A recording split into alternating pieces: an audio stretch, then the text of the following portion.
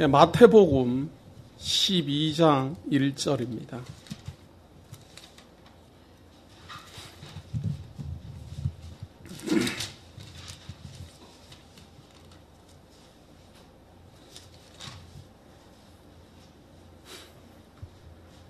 그때 예수께서 안식일에 밀밭 사이로 가실새 제자들이 시장하여 이삭을 잘라 먹으니 바리새인들이 보고 예수께 고하되 보시오 당신의 제자들이 안식일에 하지 못할 일을 하나이다.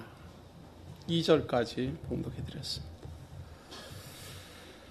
자, 예수님께서는 사도들을 선택을 하시고 그들에게 귀신을 쫓아내며 병을 고치는 능력을 주셔서 온 이스라엘 땅으로 메시아가 왔음을 전파하도록 보내십니다. 그 내용이 바로 10장 내용이죠. 10장에서 12사도를 파송하시고 복음을 전파하도록 합니다. 자, 그렇게 해서 11장에 보시면은 복음이 이스라엘 땅으로 전파되고 제자들이 그리스도를 전파하니까 사람들이 어떤 사람은 선지자라고 생각하는 사람도 있고 어떤 사람은 메시아라고 생각하는 사람도 있고 어떤 사람은 그냥 의로운 사람이지 않을까 하는 생각을 가질 수도 있습니다. 다양하게 생각들을 가질 수가 있지요. 우리는 예수를 그리스도로 믿으니까 우리는 당연히 메시아로 영접을 하지만 예수님이 처음 출현했을 때 그분을 메시아라고 백성들이 믿기가 굉장히 어렵죠. 그래서 다양하게 의견들이 다른 겁니다. 어떤 사람은 의인 중에 한 명이다. 어떤 사람은 선지자 중에 한 명이다. 어떤 사람은 메시아가 왔다. 이렇게 다양하게 복음을 접근하게 됩니다. 요즘 시대에도 가만히 보십시오. 우리 기독교를 바라볼 때 예수를 4대 성인 중에 한 명이다. 이래 보는 사람은 예수님을 성인으로 보는 거죠. 의인으로 보는 겁니다. 예수를 믿는 게 아니에요. 의인으로 보는 겁니다. 의인으로는 볼 수 있어도 그것이 우리를 구원해내는 능력은 없습니다. 의인이라는 거죠. 석가모니와 공자와 예수님을 그리고 이슬람의 마호메트를 4대 성인으로 보는데 그러한 성인들 중에 예수님이다. 이제 이런 이야기죠. 그렇게 생각하는 사람 지금도 있습니다. 많습니다. 많은 학자들이 그런 사람도 많고 이슬람 종파에서도 예수님은 선지자로 봅니다. 마호메트도 선지자고 예수님도 선지자다. 그렇게 보는 사람이 있습니다. 그렇게 보는 사람은 선지자로는 인정을 하지만 예수 그리스도를 믿는 건 아닙니다. 예수를 그리스도로 믿는다라는 말은 의인이다, 선지자다 이렇게 믿는 게 아니라 나를 구원하시는 메시아다 이렇게 믿는 거지요. 그러니까 메시아인지 아닌지를 확인해 볼 필요가 있고 그 증거를 살펴볼 필요가 있습니다. 그런데 그걸 살펴보지 않으면 그냥 막연하게 생각해서 많은 기독교인들이 믿으니까 성인이겠다 이렇게 생각을 하는 거죠. 그런 것은 곤란하다. 이것은 예수님이 처음에 출현하셨을 때나 지금이나 다방면으로 나타나는 겁니다. 그러니까 세례 요한이 제자들을 보내서 묻습니다. 당신은 도대체 누굽니까? 당신이 메시아입니까? 오실 그이입니까? 이 말은 당신이 진짜 메시아입니까? 아니면 우리가 다른 사람을 기다리겠습니까? 이 말은 당신은 선지자입니까? 메시아입니까? 이걸 물은 거죠. 지난주 강론에. 그러니까 예수님은 벙어리가 말을 하고 안지매가 일어나고 죽은 사람이 살아난다 하라.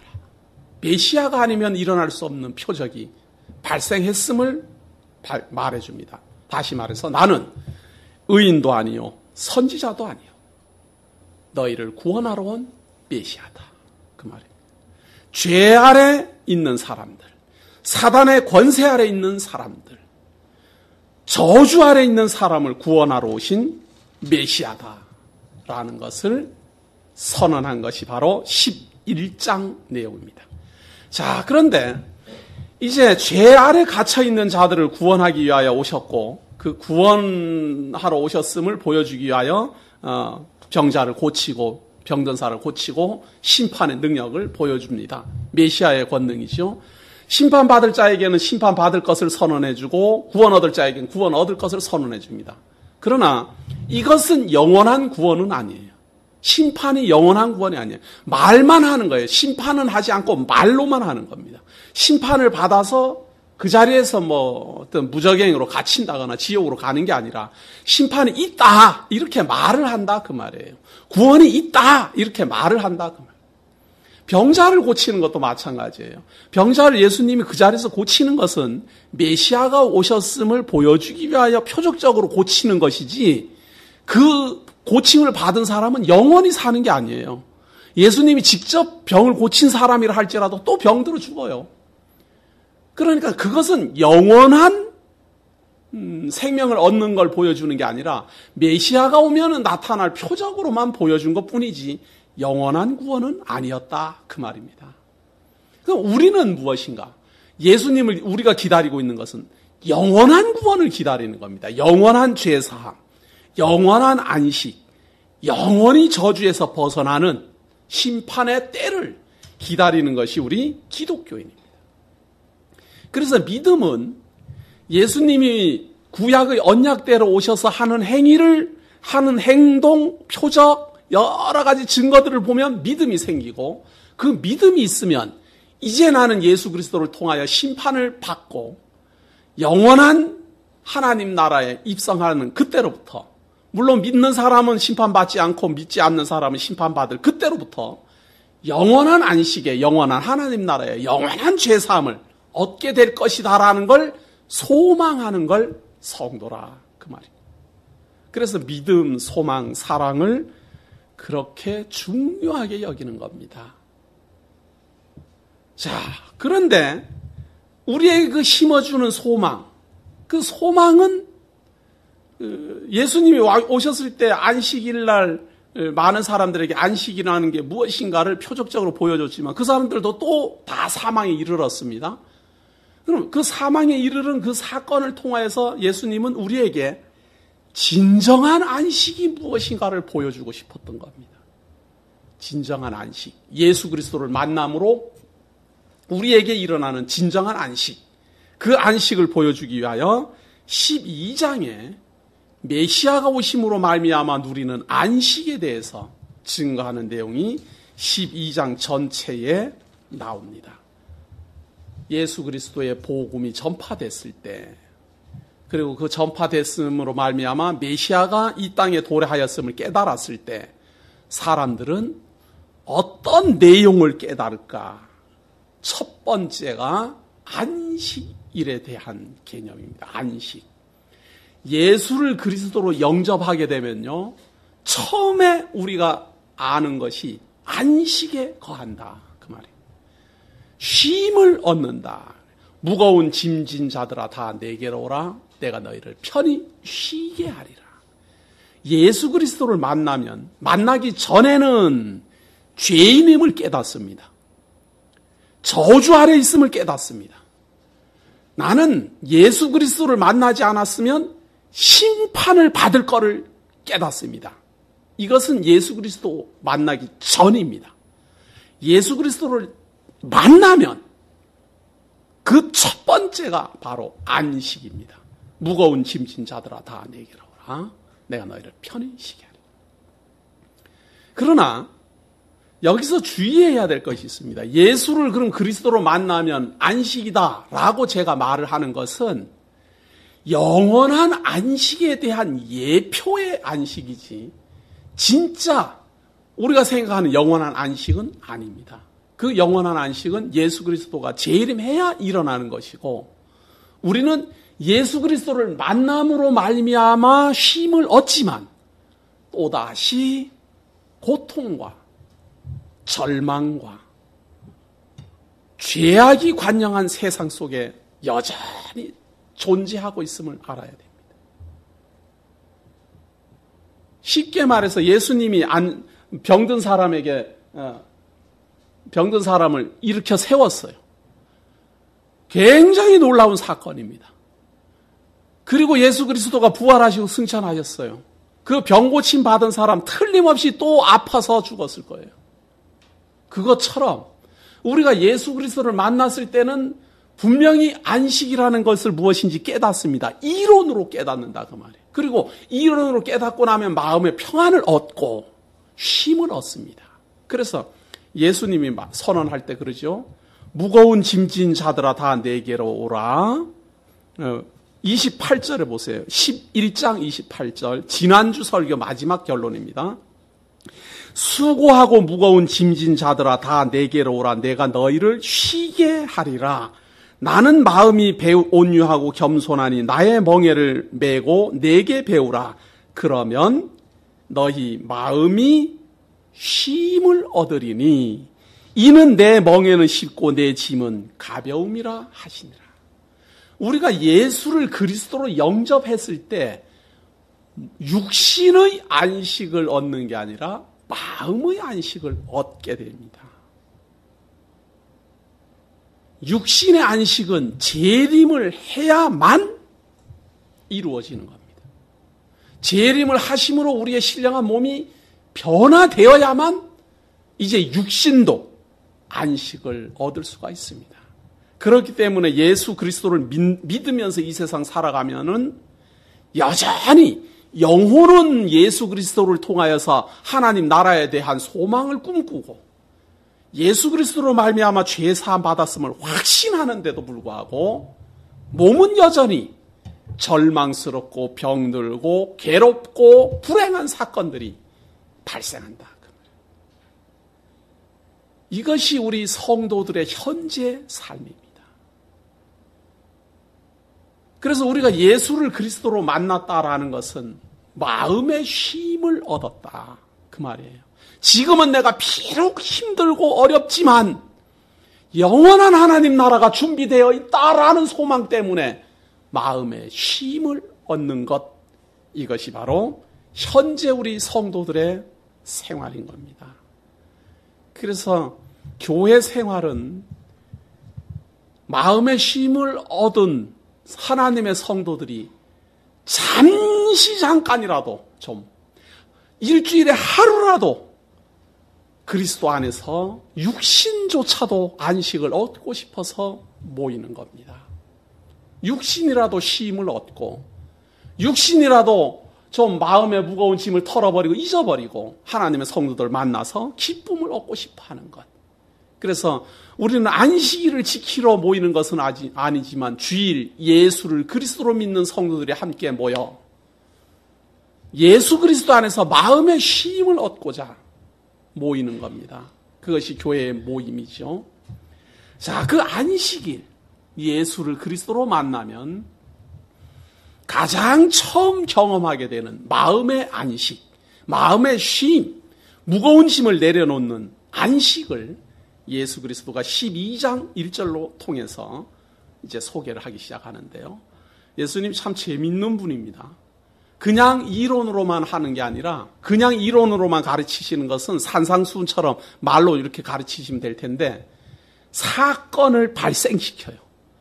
그래서 그 사건을 통해서 가르치는 겁니다. 이게 참 유능한 교사이지요. 유능한 교사.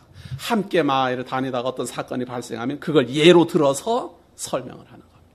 그래 설교자도 그 내용을 설명하기 위해서 어떤 사건을 도입해 갖고 와서 설명을 하지요. 그것처럼 예수님이 지금 어떤 한 가지 사건이 발생했는데 무슨 사건인가 하면 안식일 날 하지 못할 일을 제자들이 하는 사건입니다.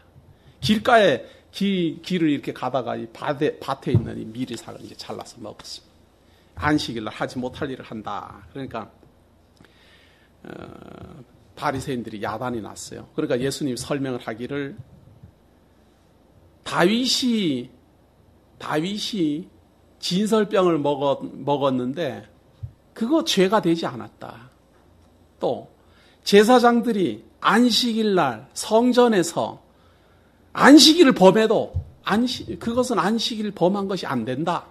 이런 설명을 합니다. 그러니까 분명히 안식일을 지켜 행해야 됨에도 불구하고 제사장들은 하나님의 집 성전 안에 있으면 무엇을 해도 안식일을 범하는 게 아니에요. 다윗은 진설병은 제사장들만 먹는 것인데도 불구하고 시장하여 갖고 다윗이 그 진설병을 먹었을 때 아무 죄가 또 안 돼요. 그러니까 안식이라는 것은 날이 중요한 게 아니라 하나님이 정해놓은 하나님을 만나면 안식이라는 거예요. 제사장들은 하나님의 집에서 하나님을 만나면서 떡을 먹고 마시니까 안식을 누리는 것이고 안식을 범하는 게 아니다 그 말이에요. 안식일 날 먹고 마셔도 그거는 안식을 누리는 것이지 안식을 범하는 것이 아니다. 마찬가지로 지금 안식일의 주인인 예수 그리스도와 함께 제자들이 가는데 제자들이 함께 있는데 제자들이 미리삭 잘라 먹었다고 해서 안식일 범했다고 해서 그거 죄로 정하지 않는다. 안식일을 범한 것은 맞지만 죄가 안 된다 그 말이에요. 죄가. 왜? 예수 그리스도와 함께 있으니까. 예수 그리스도가 안식일의 주인인데 예수 그리스도와 함께 있으니까 제자들이 예수님과 함께 안 있으면 미리삭을 잘라 먹은 건 안식일을 범하는 거지만 예수와 함께 있으니까 이미 안식을 하면서 하는 행동이에요. 다시 말해서 안식일 날 제사장들이 성전에서 먹고 마시고 쉬는 것과 같다 그 말이에요. 그건 죄가 안 된다. 그런데 왜 예수님은 자기가 안식일의 주인이라고 했을까? 창세기입니다. 창세기 1장.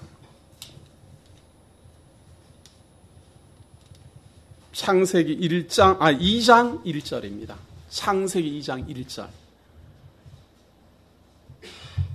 천지와 만물이 다 이루니라. 하나님의 지으시던 일이 일곱째 날이 이를 때에 마치니 그 지으시던 일이 다함으로 일곱째 날에 안식하시니라. 하나님이 일곱째 날을 복주사 거룩하게 하셨으니 이는 하나님이 그 창조하시며 만드시던 모든 일을 마치시고 이 날에 안식하셨음이더라. 이게 지금 2장 3절이지만 사실은 이 안식일은 창조 첫째 날부터 시작해서 6일을 다 하고 마지막 날입니다. 마지막 날. 이 마지막 일곱째 날에 모든 일을 마치고 하나님이 쉬셨고 그 쉬신 날을 복주어서 거룩하다라고 정한 날입니다. 다시 말해서 하루, 이틀, 3일, 4일, 5일, 6일 일하고 하루 쉬는 날이다. 이 날에는 먹고 마시고 쉬어라 그 말이에요. 안식일의 진정한 의미라는 것은 그동안의 괴로움, 그동안의 무거운 짐, 이 모든 것들을 내려놓는 겁니다. 그러나 유대인들은 이걸 어떻게 이해를 했는가 하면 안식일 날에는 무조건 아무것도 하지 않아야지 된다 이렇게만 생각을 했다. 쉴 줄을 모르는 겁니다. 쉴 줄을 모르는 거예요. 진정으로 쉰다라는 말은 꼭 잠을 자고 가만히 있는 것만 쉬는 게 아니라 자기가 고통과 괴로움 속에서 벗어나는 걸 쉼이라고 해요. 달리던 사람은 멈추면 쉬는 거고 늘 누워만 있는 사람은 달리는 게 쉬는 거다 그 말이에요. 맨날 걷지를 못해갖고 힘을 쓰는 사람은 속 시원하게 마당을 한번 걸어봤으면 좋겠다. 이것이 그 사람의 소원이다. 그것처럼 진정한 안식이라는 것은 그 사람이 처하여 있는 환경에서 벗어나는 겁니다. 벗어나는. 그것이 안식이에요. 하나님이 지금 일곱째 날에 복주어 거룩하게 하시고 안식일이라 정하셨는데요. 이 안식일 날은 우리가 아담이 타락하지 않았으면 정말 우리에게는 아름답고 참 즐거운 정말 거룩한 날로 지켜졌을 겁니다. 에덴 동산에서 우리가 쫓겨나지 아니하였다면 이 일곱째 날은 모든 이 하나님의 통치 세계 역사 섭리가 진행되어 오다가 마지막에 축제의 분위기로 끝나는 그러한 날일 겁니다. 그런데 하나님께서는 이 7째 날을 복주어서 거룩하게 하셨습니다. 에덴 동산에 있으면 첫째 날도 쉬고 둘째 날도 쉬고 셋째 날도 쉬고 고통도 없고 괴로움도 없고 슬픔도 없을 텐데 이상하게 하나님은 7째 날을 안식일이라 복주어 청하십니다. 왜 그럴까? 그 2장에 나오는 아담의 타락 사건이 바로 이 7째 날 안에 이루어지기 때문에 그렇습니다. 그래서 마지막 이 아담의 타락 사건이 있기 때문에 하나님께서는 그 타락으로 말미암아 모든 사람은 땀 흘려 일해야 되며 저주가 이 땅에 덮여 있으며 땅을 갈아야 먹고 살 것이다. 그러나 6일은 일하되 하루는 쉬도록 해라. 하나님께서 아담 타락 이후 에덴 동산에서 쫓아내시면서도 마지막까지 우리를 향하여 베푸신 사랑입니다. 아무런 대가 없이. 사실은 아담 타락 이후 모든 사람은 땀 흘려 일하지 않으면 살 수 없습니다.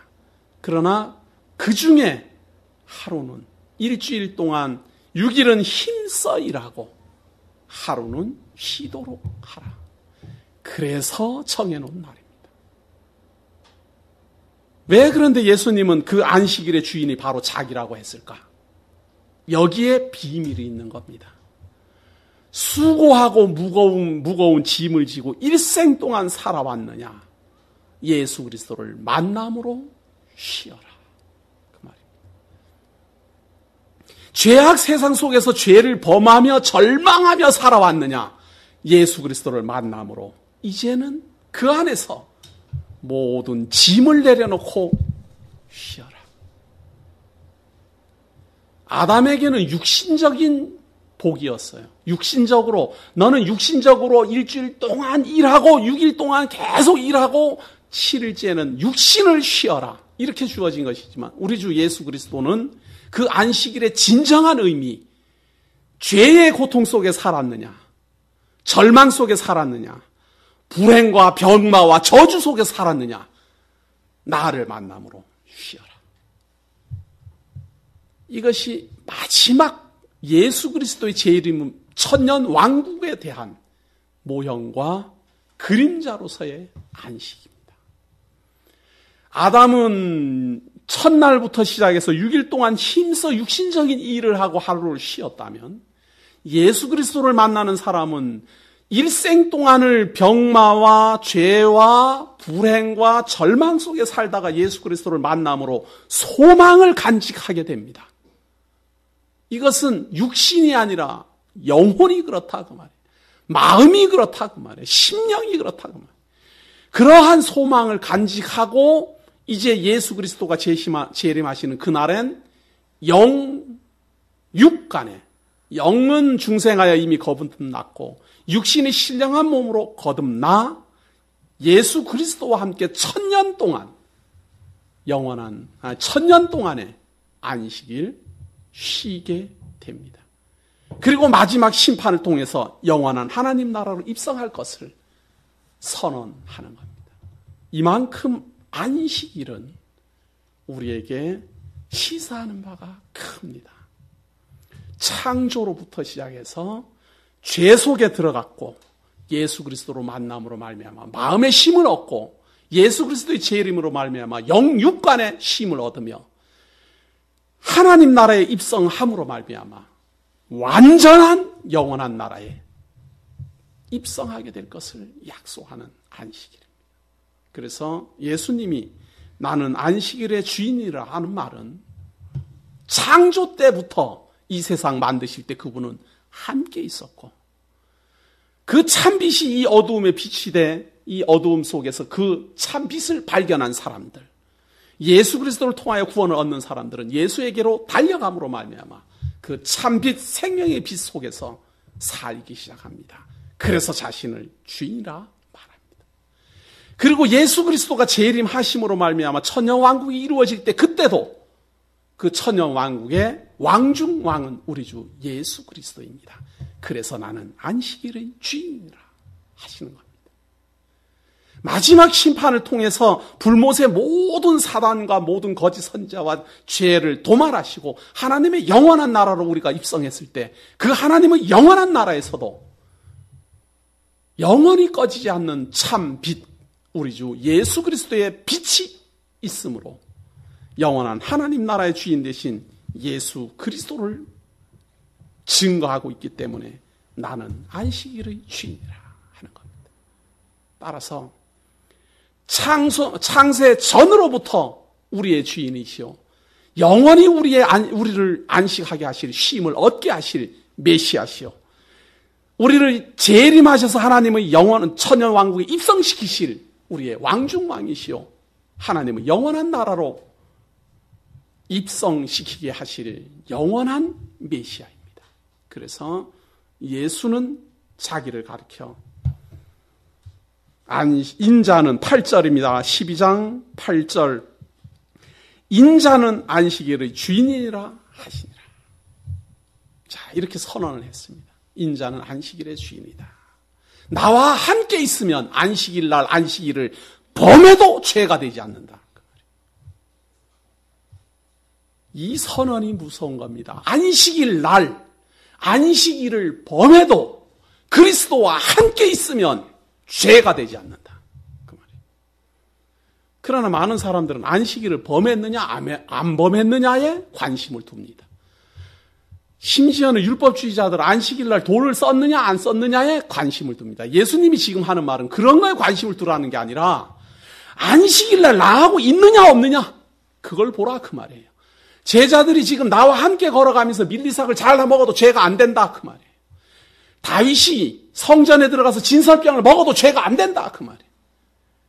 제사장들이 성전에서 안식일날 안식일을 범해도 죄가 안 된다 그 말이에요. 마찬가지로 하나님의 성도들은 예수 그리스도 안에 속하여 있으면 율법을 범하더라도 안식일을 범하더라도 죄가 되지 않는다. 왜? 그 죄를 사해 주시는 분이, 그 죄를 책임져 주시는 분이, 그 안식일의 주인이 우리 주 예수 그리스도이기 때문에. 이것이 진정한 안식일이에요. 이것이 진정한 안식이에요. 어떠한 규정도, 어떠한 계명도, 어떠한 돌팔매질도 가할 수 없어요. 누구와 함께 있으면? 그리스도 안에 있으면. 그러나 만약에 쉰다고 쉬고 있는데 혹시 저기 쳐들어오면 어떡할까라고 생각하고 불안해하면서 쉰다면 그게 어떻게 안식일이 되겠습니까? 병사가. 성 안에서 쉬어요. 그런데 속으로 혹시 저기 쳐들어오면 어떡할까 이렇게 생각하면 불안해서 이게 안 되잖아요. 마찬가지로 우리가 이 세상 살면서 사단이 나를 정복해 들어오면 어떡할까 하고 걱정스러우면 이게 어떻게 안식일이 되겠습니까? 사단을 이기고 능히 우리를 구원해 내실 분이 메시아다라고 믿어져야 안식이 오는 거예요. 저 병마가 나를 집어삼킬 것이다라고 걱정되면 어떻게 안식일이 오겠습니까? 그 병마를 물리쳐 내실 분이 우리 주 예수 그리스도라고 믿어질 때 진정한 안식일이 오는 겁니다. 내가 사단의 종이 되어서 영원한 죄값으로 말미암아 영원한 지옥불에 들어간다. 사단이 나를 유혹하면 나는 절망에 빠지고 지옥에 들어간다. 그것이 불안하다면 어떻게 안식일을 얻겠습니까? 사단이 아무리 나를 우는 사자와 같이 먹으려 하더라도 우리 주 예수 그리스도가 나를 부르신다. 라는 것이 믿어져야 안식일에 거할 수 있는 겁니다. 그걸 보여주기 위하여서 예수님은 9절입니다. 12장 9절. 거기를 떠나 저희 회당에 들어가시니 한편 손마른 사람이 있는지라 사람들이 예수를 송사하려 하여 물어가로되 안식일에 병 고치는 것이 옳으니까. 이게 사람들의 생각이었어요. 안식일 날 병 고치는 일을 하면 안 된다 그 말이에요. 병든 사람은 자기가 쉬는 것이 병마에서 벗어나는 게 쉬는 건데 사람들은 안식일 날 병마에서 벗어나는 일을 하면 안 된다는 거예요. 참 이것이 아픔이에요. 이것이. 하나님께서 우리 아담에게 창조를 하시고 마지막 날을 복주어서 거룩하게 하고 그날 쉬도록 하신 것은 첫날부터 시작해서 6일 동안 땀 흘려 일하지만 하루는 쉬어라 그 말이에요. 아무것도 걱정하지 말고 하루 편히 쉬어라. 저주로 덮인 땅에서 엉겅치가 나고 가시덤불이 나고 병마가 들끓고 그렇지만 하루는 쉬어라 그 말이에요. 그것이 하나님이 타락한 인간에게 배려하시는 복주어 세우신 안식입니다. 그렇다면 일하던 사람은 쉬는 게 당연한 겁니다. 그런데 일주일 내내 병마에 시달리던 사람은 거기서 벗어나는 거예요. 안식일입니다. 월요일부터 시작해서 토요일까지 마음이 짓눌리고 괴롭고 모든 것이 불안에 떨던 사람이 일주일에 한 번 성도들 만나서 기쁨으로 웃고 하나님의 말씀 듣고 온유한 마음이라도 얻고 위로라도 받는 것이 안식이다 그 말이에요. 그날 교회 와서 일을 했느냐 안 했느냐가 중요한 게 아니라 그 일을 함으로 말미암아 내가 얼마나 마음의 평강을 누렸느냐 하는 것이다. 그러나 사람들은 그렇게 보지 않아요. 안식일 날이니까 가만히 있어야 되는데 무엇을 왜 했느냐 그 말이에요. 이 손 마른 사람의 가장 큰 소망이 무엇입니까? 그 사람이 생각하는 안식이 뭐겠습니까? 손이 말라가고 비비 돌아가는데 이 손이 멀쩡한 손이 되는 그날이 안식일 아니겠습니까? 손이 말라서 이걸 사용 못하니까 그 사람 생각에는 곡괭이 들고 막 이 손 팔로 일을 했으면 좋겠다 그 생각할 거다 그 말이에요. 간절한 소망이 그 사람 소망일 거다. 그러나 사람들은 안식일날 저 병을 고치느냐 안 고치느냐 그걸 따지니까 얼마나 이게 참 종교적 규범이 무서운 겁니까? 11절 보세요. 예수께서 가라사대 너희 중에 어느 사람이 양 한 마리가 있어 안식일에 구덩이에 빠졌으면 붙잡아 내지 않겠느냐. 사람이 양보다 얼마나 더 귀하냐. 그러므로 안식일에 선을 행하는 것이 옳으니라. 예수님 예를 듭니다. 너희 중에 양이 누가 빠졌으면 안식일날 그 양 안 꺼내겠느냐. 마찬가지로 나도 아무리 안식일날 아니라 세상 없어도 내가 구원해낼 사람이 거기에 슬피 울고 있다면, 내가 죄사함 베풀어야 될 사람이 거기에서 슬피 울고 있다면, 내가 구원해내야 될 사람이 절망 속에서 갇혀 있다면 나는 안식일이고 뭐고 다 구원해낸다. 따라서 안식일날 안식일을 범하고 절망에 빠진 사람을 구원해내도 죄가 안 된다. 그 말이에요. 이것이 메시아의 능력입니다. 이런 놀라운 능력과 안식일의 주인 되신 예수 그리스도의 능력을 가지고 전파하는 교회에서 안식일 준수를 외쳐대는 것은 참 어이없는 이야기입니다. 물론 자기의 육신적 쾌락과 즐거움을 찾아서 달려가는 사람들을 경계하기 위하여서 그런 말을 한다는 건 저는 압니다. 물론 맞습니다. 그것은 아니죠. 육신적 즐거움과 쾌락으로 달려가는 것과 무거운 짐진 자들아 다 내게로 오라 내가 너희를 쉬게 하리라 하신 예수 그리스도의 말은 전혀 안 맞는 말이에요. 육신적 쾌락으로 달려가는 것은 안식이 아니에요. 우리는 죄의 문제가 해결되고 마음의 괴로움이 해결되고 내 영혼이 살찌는 것, 내가 영혼이 위로를 받는 그 시간을 안식이라. 내 영혼이 일주일 동안이나 내 영혼이 평생 동안이나 절망 속에 살았습니다. 이제는 그리스도의 말씀을 통해서 위로받고 싶습니다. 손 마른 사람이 손이 멀쩡하게 되기를 원하는 것처럼 죄인임을 깨달은 사람은 예수 그리스도의 공로로 말미암아 죄사함 받았다는 걸 확인하고 또 확인하는 것이 바로 안식입니다.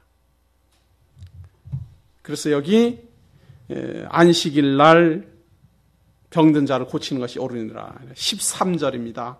이에 그 사람에게 이르시되 손을 내밀라 하시니 저가 내밀매 다른 손과 같이 회복되어 성하더라. 이 손 마른 사람의 손이 동일한 깨끗하게, 이게 바로 안식이에요. 아마 이 사람은 이제 온 손이 멀쩡하게 됐으니까 일해야 될 겁니다. 곡괭이 들고 일해야 될 겁니다. 너무너무 기쁨으로 일하게 될 겁니다. 삽질도 하고 휘둘러 보고 막 할 겁니다. 진정한 안식, 죄인인 줄 안다면 죄에서 벗어나는 게 안식이요. 병든 사람인 줄 안다면 병에서 벗어나는 게 안식이요. 절망 속에 갇혀 있다면 절망에서 벗어나는 게 안식입니다. 누구나 다 알 수 있어요. 마찬가지로 우리가 이 세상에서 아무런 소망이 없으나 예수 그리스도로 말미암아 구원에 이르는 소망을 얻게 된다면 그것이 바로 마음의 안식입니다. 이 세상 나는 어떻게 태어나서 왜 살며 어디로 가는지 몰랐다. 그러나 이제 예수 그리스도를 만남으로 말미암아 영원한 하나님 나라로 입성하게 되니 이제는 내가 마음의 쉼을 얻으리라. 이게 성도입니다. 그래서 우리 하나님의 성도들이 마지막 이 세상 떠날 때 내가 모든 달려온 길 하나님께 맡기고 내가 걸어왔던 모든 발자취 다 사라져버리고 내 마음과 내 영혼이 하나님 앞에 갑니다. 하나님께로 돌아갑니다. 그것을 확인시켜 줌으로 말미암아 지금은 비록 내가 괴롭고 힘들어도 그걸 소망하면서 견뎌내는 게 성도들입니다. 14절입니다. 바리새인들이 나가서 어떻게 하여 예수를 죽일고 의논하거늘 예수께서 아시고 거기를 떠나가시니 사람이 많이 줬는지라 예수께서 저희 병을 다 고치시고 자기를 나타내지 말라 경계하셨으니 이는 선지자 이사야로 말씀하신다. 자, 예수님이 이렇게 해서 떠나니까 많은 사람들이 따라와요. 그러니까 그 사람들을 병을 다 고치니까 이 사람들이 예수를 막 소문을 막 낼 거 아니에요. 여기저기다가 막 야, 예수라는 분이 막 병든 사람 다 고쳐더라. 누구나 다 고쳤으니까. 어떤 사람은 낫고 어떤 사람은 안 낫고 그러는 게 아니라 예수님께로 오면은 모든 병이 다 나으니까. 예수님과 만나면 모든 사람이 안식에 거하니까. 모든 사람이 쉼을 얻으니까. 소문이 안 날래요? 안 날 수가 없잖아요. 그러니까 예수님이 그 소문을 못 내도록 경계합니다. 왜 경계를 할까? 마태는 이 17절 내용을 인용해서 소개를 합니다. 이 내용은 놀라운 예언을 담고 있습니다. 이사야 선지자가 예언을 한 건데요. 예수님이 오기 700년 전의 예언인데 그 내용을 한번 보세요. 보라, 나의 택한 종 곧 내 마음에 기뻐하는 바 나의 사랑하는 자로다. 내가 내 성령을 줄 터이니 그가 심판을 이방에 알게 하리라. 예수님이 오기 전 700년 전에 예언을 하는 겁니다. 어떻게 예언을 했는가 하면 내가 택한 종, 내 마음에 기뻐하는 자가 오는데 그분은 성령을 동반해서 올 겁니다. 그분이 오면은 성령이 그분에게 있을 겁니다. 성령이 있는데 성령이 그분과 함께하고 그 소문이 어디까지 퍼지는가 하면 이방에게까지 다 퍼진다. 우리가 생각할 때는 너무도 당연한 말이지만 700년 전에 예수님이 오기 전 700년 전에 이 예언은 놀라운 예언입니다. 이스라엘 민족들은 이방 민족들이 하나님을 믿겠다고 제사 지낸다고 오면 더럽다고 못 들어오게 쫓아냈어요. 이방 민족들은 절대로 하나님을 믿으면 안 돼요. 유대인들 생각에는 우리만 하나님 믿고 우리만 하나님 섬겨야지 이방인들이 믿는다 그러면 그건 못 믿게 합니다. 당신들 하나님이냐 말이에요. 하나님은 우리만 선택했고 당신네들은 선택하지 않았다 이러고 못 믿게 하는데 그러한 시절에 지금 이사야 선지자를 통해서 예언하는 겁니다. 이방 민족에게까지 이 안식에 쉬게 하는 마음의 쉼을 얻게 하는 병든 자를 고치는 예수 그리스도의 능력이 이방에게까지 알려질 것이다. 어떻게? 성령을 주어서. 이게 벌써 우리 신약 교회를 예언하고 있는 겁니다. 내가 나의 택한 종이 올 것이다. 그에게 성령을 줄 것이다. 그의 이름은 이방에게까지 알려질 것이다. 여기에 근거해서 예수님은 유다와 예루살렘과 유다와 사마리아와 땅끝까지 이르러 내 증인이 되리라. 그 예언을 하시는 겁니다. 이미 구약시대에 벌써 예언 다 되어 있는 겁니다. 메시아가 올 것이다. 그에게 성령을 줄 것이다. 그의 이름이 이방에게까지 다 전파될 것이다. 그런데 어떻게 전파되는가 하면 19절입니다. 그가 다투지도 아니하며 들레지도 아니하리니 아무도 길에서 그 소리를 듣지 못하리라. 뭐 요란하게 선전하거나 막 떠들거나 막 대단한 일을 해서 알리지 않는다고 말이에요. 그래갖고 제가 성도님들에게 그런 말 많이 합니다. 예수님이 무슨 대단한 일을 했냐고. 가만히 한번 생각해 보십시오. 예수님이 뭘 그렇게 대단한 일을 했어요? 예? 우리가 생각하는 이 세상의 영웅들을 한번 가만히 보십시오. 예? 알렉산더가 얼마나 대단한 사람이었습니까? 세계를 순식간에 정복한 사람 아니에요? 로마 제왕이 어떤 사람이었습니까? 전 지중해를 막 통치했던 사람 아니에요? 징기스칸이 어떤 사람이었습니까? 이 아시아에서 일어나서 유럽까지 쳐들어갔던 사람 아닙니까? 예수님이 과연 뭘 했습니까? 유대 땅에 와서 갈릴리에서 태어났고, 그리고 유대 땅하고 자그마한 동네, 거기를 벗어난 적도 한 번도 없어요, 예수님은. 그 이스라엘 땅을 벗어난 적도 한 번 없어요. 사람들이 막 구름처럼 와와와 몰려다닌 것도 아니에요. 한때 몇천 명 모였다가 흩어졌다 그러는 것이지, 무슨 굉장한 업적을 일으키지 못했어요. 그러다 종래에는 십자가에 달려서 맥없이 그냥 죽어요. 그렇게 이름도 아무것도 없이, 대단한 일도 없이, 그렇게 왔는데도 불구하고 그분이 이방에게 알려진다라는 겁니다. 2700년 전의 예언이지만 우리에게는 현실이에요. 어떻게 우리가 예수 그리스도를 믿고 있습니까? 저는 그 생각만 해봐도, 그 생각만 곰곰이 생각해봐도 너무 신기해요. 너무 신기해요. 예수님이 뭔 대단한 일을 했을까? 보통 사람들은 위인 이러면 다 대단한 무슨 업적이 있잖아요. 예수님이 무슨 업적이 있을까? 없어요. 내세울 만한 업적이 없어요. 들레지도 아니하고 다투지도 아니하며 막 경쟁도 아니했다 그 말이에요. 경쟁도 안 했고. 그런데도 불구하고 이방에게 알려질 것이다. 그러니 이게 하나님의 능력이 아니고야 어떻게 이루어지겠습니까? 내가 이방에 알게 하리니 하신 그 하나님이 하지 않으면 어떻게 우리에게 이렇게 전해지겠느냐 그 말이에요. 자, 그런데 이분이 언제까지 활동하는가 보세요. 미리 예언이 되어 있는 20절에 상한 갈대를 꺾지 아니하며 꺼져가는 심지를 끄지 아니하기를 심판하여 이길 때까지 하리니 또한 이방들이 그 이름을 발하리라. 뭐라고 예언되어 있는가 하면 상한 갈대를 꺾지 않으면 끝을 안 낸다 그 말이에요. 이게 갈대가 딱 꺾여버렸어요. 못 쓰겠어요 이거 제목이 될 이게 가치가 없어요. 이거 도저히 소생할 기미가 없다. 그래도 안 꺾는다 그 말. 끝 안 낸다 그 말이에요. 심지가 꺼질라고 별 볼 일 없어요. 이거 살아날 기미가 없어요. 그래도 그가 마저 안 끈다 그 말이에요. 언제까지 둡니까? 심판 때까지 둔다 그 말이에요. 예수 그리스도가 오시고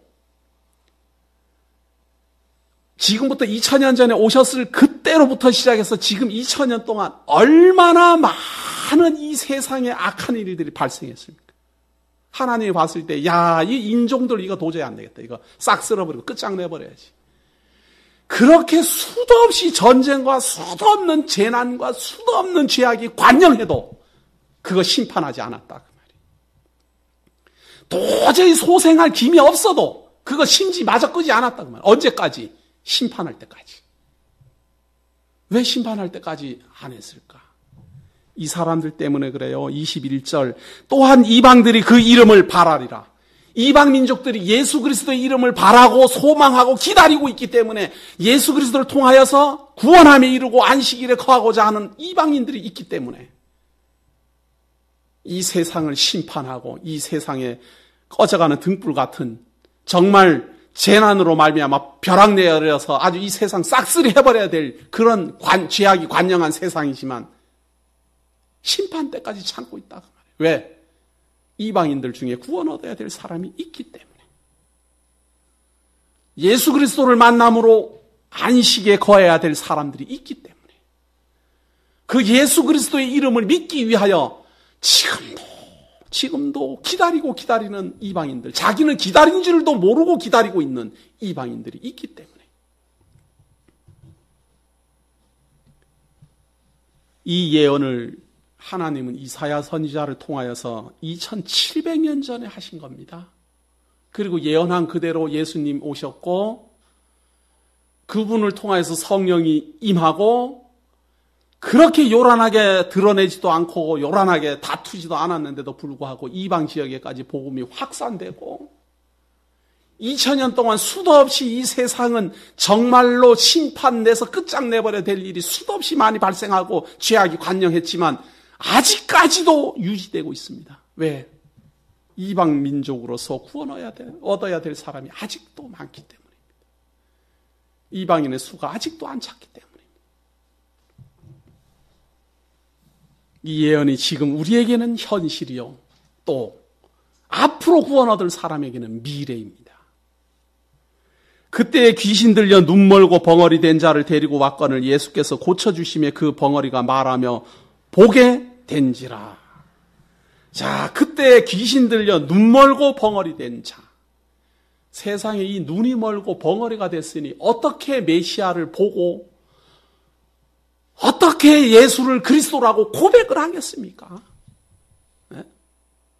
그런데 예수님이 이 사람의 눈을 열고 이 사람의 귀를 듣게 하고 입이 풀려 말하게 합니다.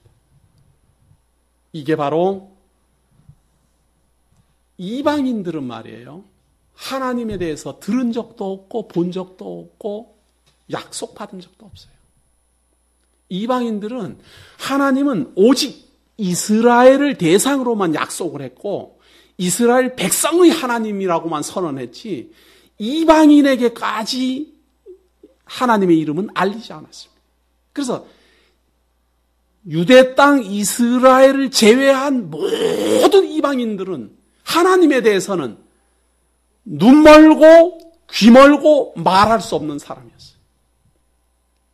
그러나 이제 우리는 예수 그리스도를 통하여 하나님을 본다고 말하며 하나님의 말씀을 듣는다라고 말하며 예수는 나의 주 나의 그리스도요 하나님은 나의 여호와라. 왜? 이방에게 알게 하리라 약속하신 대로 우리에게 알려주셨기 때문입니다. 우리로 하여금 고백하게 하셨기 때문입니다. 우리로 하여금 하나님을 보게 하셨기 때문입니다. 그래서 하나님의 말씀을 통하여 우리는 하나님을 본 듯이 보는 겁니다. 그래서 지난주 강론에 그런 내용이 나오잖아요. 너희를 영접하는 자는 나를 영접하는 것이요. 나를 영접하는 자는 나 보내신 이를 영접한 것이니라. 우리가 그렇게 사는 겁니다, 지금. 우리가 사도들이 예수 그리스도의 증거를 기록한 것을 보면서 예수를 그리스도로 영접합니다. 그렇게 영접했습니까? 이제 하나님을 영접한 겁니다. 비록 보지 못하던 눈이지만 이제는 예수 그리스도를 통하여 하나님을 봅니다. 비록 듣지도 못했던 하나님이지만 예수 그리스도의 성령의 감동을 통하여 하나님의 말씀을 우리가 듣기 시작합니다. 심지어 말하기까지 합니다. 마치 여기 귀신 들려 사단의 종으로서 눈멀고 벙어리 된 자, 하나님을 보기는 보아도 알지 못하고 듣기는 들어도 깨닫지 못하던 자 고쳐서 듣고 보고 깨닫게 하신 것처럼 우리를 성령을 통하여 이렇게 합니다. 자, 이렇게 하니까 무리가 23절에 무리가 다 놀라 가로되 이는 다윗의 자손이 아니냐 하니 바리새인들은 듣고 가로되 이가 귀신의 왕 바알세부를 힘입지 않고는 귀신을 쫓아내지 못하느니라 하거늘 예수께서 저희 생각을 아시고 가라사대 스스로 분쟁하는 나라마다 황폐하여질 것이요 스스로 분쟁하는 동네나 집마다 서지 못하리라. 사단이 만일 사단을 쫓아내면 스스로 분쟁하는 것이니 그리하고야 저의 나라가 어떻게 서겠느냐. 사단이 사단하고 둘이 싸운다면 어떻게 그 나라가 서겠느냐 그 말이죠. 또 내가 바알세부를 힘입어 귀신을 쫓아내면 너희 아들들은 누구를 힘입어 쫓아내느냐. 그러므로 저희가 너희 재판관이 되리라. 예수 그리스도 오기 전에도 바리새인들도 말이에요. 성전에서 이 귀신 들린 사람들 쫓아낸다고 막 제사를 지내고 다 했단 말이에요. 그건 누가 하겠느냐 그 말이에요. 그러면서 하시는 말씀이 28절입니다. 그러나 내가 하나님의 성령을 힘입어 귀신을 쫓아내는 것이며 하나님의 나라가 이미 너희에게 임하였느니라. 방금 앞에서 하나님이 이사야 선지자를 통해서 예언하기를 내가 선택한 목자를 보낼 것이다. 그에게 성령을 줄 것이다. 그의 이름이 이방에게 알려질 것이다 라고 증거된 것처럼 예수 그리스도가 오시니까 바리새인들이 바알세불의 힘을 힘었다. 그러니까 예수님이 하는 말은 내가 지금 성령을 힘입어 귀신을 쫓아내는 것이면 하나님의 나라, 하나님이 나라를 세워주시기로 약속한 그 나라는 이미 시작됐다. 그 말이에요. 하나님의 나라는 시작되었고 하나님의 성도는 이제 눈을 뜨고 듣고 깨닫고 예수를 그리스도로 고백하며 올 것이다.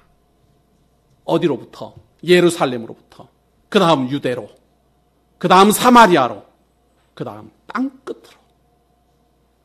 이것이 하나님 나라의 시작입니다.